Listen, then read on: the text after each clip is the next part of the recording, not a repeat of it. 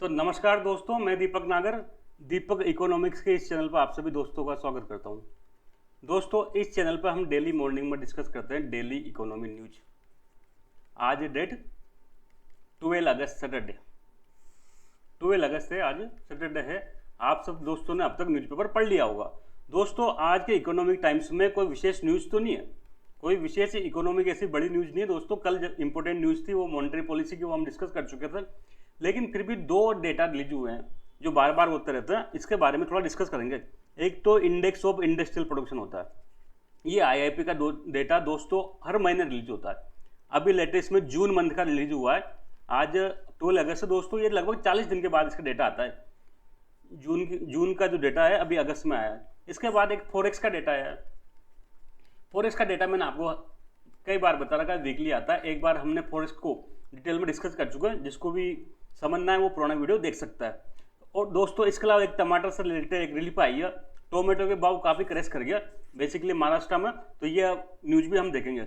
सबसे पहले आप न्यूज़ देखिए, टोमेटो प्राइस की क्रैश 37%। एक ही दिन में क्या हुआ, 30% है ना जो प्राइस क्रैश होगी महाराष्ट्र में। और जो मंडी में क्या हुआ, 55 रुपये पर केजी वहाँ पे होलसेल में इसकी बिक्री हो रही है। तो दोस्तों, जब मैंने लास्ट टाइम वीडियो बनाया था टोमेटो की इन्फ्लेशन पर, जब टमाटर काफ़ी ज़्यादा महंगे हो गए थे, तो मैंने जून एंड में एक वीडियो बनाया था। तब मैंने कहा था कि जुलाई में क्या संभावना नहीं है, पॉसिबिलिटी नहीं है बिल्कुल भी कि टमाटर के भाव कम हो जाएंगे। टमाटर के भाव कब कम होंगे, अगस्त में होंगे, क्योंकि क्या हो रहा है, अब न्यू क्रॉप आ रही है। कई जगह पर जून में जो खरीफ की फसल की शॉपिंग होती है ना जून में, वो अब दोस्तों अगस्त में आ चुकी है, उसकी स्टार्ट हो चुकी है। और स्टार्ट होते ही आप देख रहे हो भाव क्रैश होने लग गए। जल्दी आप देखना, नेपाल से भी हम लोग इंपोर्ट करने लग गए, तो आप देखोगे जल्दी कि है ना ये टमाटो के भाव बहुत कम हो जाएंगे, जो पहले मिलते थे 10 से 15 रुपये पर केजी। तो अब ये खुशखबरी है कि दुख खबरी है, ये तो मैं नहीं बता सकता। आप कहाँ पर खड़े हो वो डिपेंड करता है। जो कंज्यूमर के लिए तो ये बहुत खुशखबरी है, लेकिन दोस्तों इसका बहुत बड़ा नुकसान होने वाला है। किसका? फार्मर्स का। फार्मर ने पहले भी टमाटर फेंके थे, अब सप्लाई आ गई एकदम से, तो बाजार में भाव क्रैश हो जाएंगे। 10 रुपये 5 रुपये किलो टोमेटो बिकेगा किसान का, तो किसानों के लिए दुख खबरी है। ठीक है, ओवरऑल तो मैंने आपको न्यूज बता दी। सेकंड न्यूज से दोस्तों, फॉरेक्स को लेके। इंडिया का फॉरेक्स मैंने बताया था, फॉरेन एक्सचेंज, विदेशी मुद्रा भंडार, हर देश का सेंट्रल बैंक मेंटेन करता है, वीकली डेटा रिलीज करता है। हर वीक में कुछ घटता है, कुछ इंक्रीज होता है, कुछ डिक्रीज होता है। इस बार कुछ 2.4 बिलियन का है ना डिप आया है, तो ये कोई बड़ी बात नहीं है। वीकली डेटा हमको कोई चिंता करने की बात नहीं है। हम तो ईयरली ट्रेंड देखते हैं कि जो जैसे समझ लो मार्च 2024 में कितना रहेगा, तब ये हम ऐसा डेटा देखते हैं। बाकी बार बार में इसको पढ़ने की जरूरत नहीं है वीकली दोस्तों। अब जो आज की हमारी मेन न्यूज है वो आप देखिए, इंडिया का जो इंडस्ट्रियल आउटपुट है ना, वो जून 2023 में कितना परसेंट राइज हुआ है, 3.7% राइज हुआ है। इसका हम मतलब देखेंगे दोस्तों। आज हम पूरा इसका एनालिसिस करेंगे कि इंडेक्स ऑफ इंडस्ट्रियल आउटपुट क्या होता है, जिसको बेसिकली आईआईपी कहते हैं। इंडेक्स ऑफ इंडस्ट्रियल प्रोडक्शन ये क्या चीज़ होती है, कौन इसको कैलकुलेट करता है, कैसे कैलकुलेट करते हैं, क्या क्या इसके कंपोनेंट होते हैं, सबके बारे में डिस्कस करेंगे। तो सबसे पहले देखो, मैंने 1000 बार बता रखा है 1000 टाइम कि सेक्टर्स ऑफ इकोनॉमी को 3 सेक्टर में बांटा जाता है। 3 प्रकार से इकोनॉमी में प्रोडक्शन होता है। सबसे पहले प्राइमरी, इसको एग्रीकल्चर भी कह देते हैं। सेकंड इंडस्ट्री, या इसको सेकेंडरी भी कह देते हैं। थर्ड होता है टर्सरी सेक्टर, जिसको सर्विस सेक्टर कहते हैं। तीनों एक ही चीज है। प्राइमरी मतलब एग्रीकल्चर, सेकेंडरी मतलब इंडस्ट्री, टर्सरी मतलब सर्विस सेक्टर। अब ये इंडस्ट्रियल सेक्टर कैसा परफॉर्म कर रहा है, उसको कैसे कैलकुलेट करें। सपोज करो भारत में इतनी सारी इंडस्ट्री है, स्टील इंडस्ट्री है, आयरन इंडस्ट्री है, ऑटोमोबाइल इंडस्ट्री है, टेक्सटाइल इंडस्ट्री है, दुनिया भर की इंडस्ट्री है।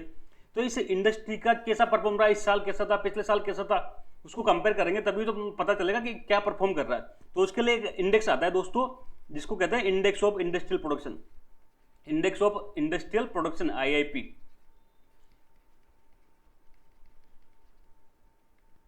ये आईआईपी दोस्तों, इसका काम बेसिकली ये होता है कि जो इंडस्ट्री सेक्टर में प्रोडक्शन हो रहा है ना, इंडस्ट्रियल सेक्टर में प्रोडक्शन हो रहा है, उसका ये ट्रेंड बताता है। अब कैसे बताता है मैं बताता हूं आपको एक बात।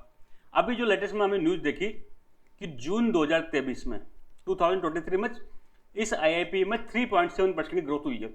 तो ये जब मैंने इकोनॉमी कई बार बता रखा, जब भी हम ग्रोथ की बात करते हैं परसेंटेज में, तो पिछले साल की कंपेयर में करते हैं, तो हम जून 2022 को लेते हैं। सपोज करो जून 2022 में टोटल भारत में इंडस्ट्रियल जो प्रोडक्शन है, उद्योगों में, फैक्ट्रियों में जो प्रोडक्शन हुआ था वो 100 रुपये का हुआ था या 100 रुपये का हुआ था। तो इसका मतलब है कि अब ये 3.7% बढ़ के कितना हो गया, 103.7 रुपये हो गया। अब जितना ज़्यादा बढ़ेगा इसका मतलब उतना ही बढ़िया है देश के लिए।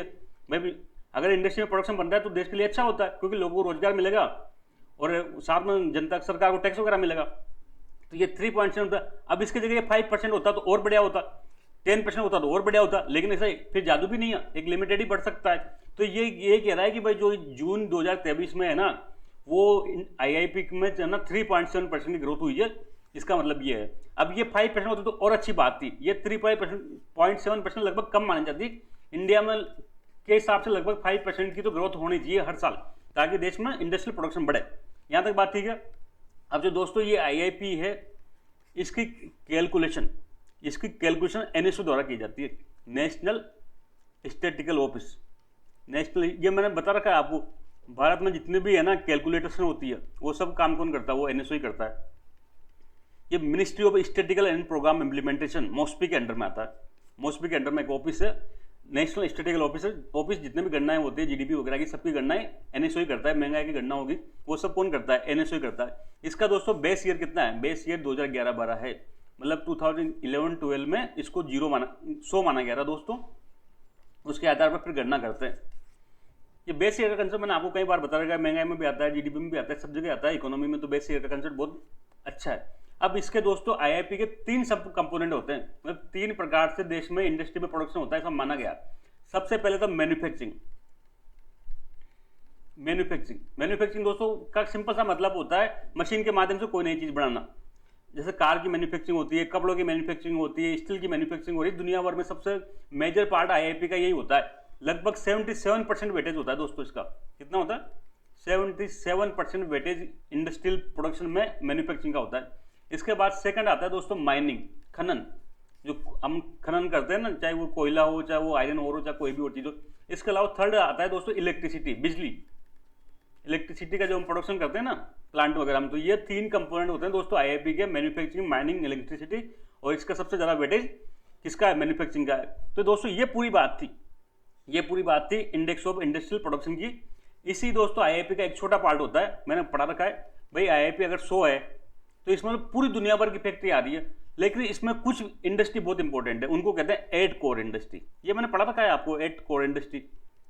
जैसे कि क्या, क्रूड ऑयल हो गया, नेचुरल गैस हो गया, स्टील हो गया, फर्टिलाइजर हो गया, सीमेंट इंडस्ट्री हो गया। ऐसे 8 इंडस्ट्री क्या होते हैं, ये कोर इंडस्ट्री कहलाते हैं।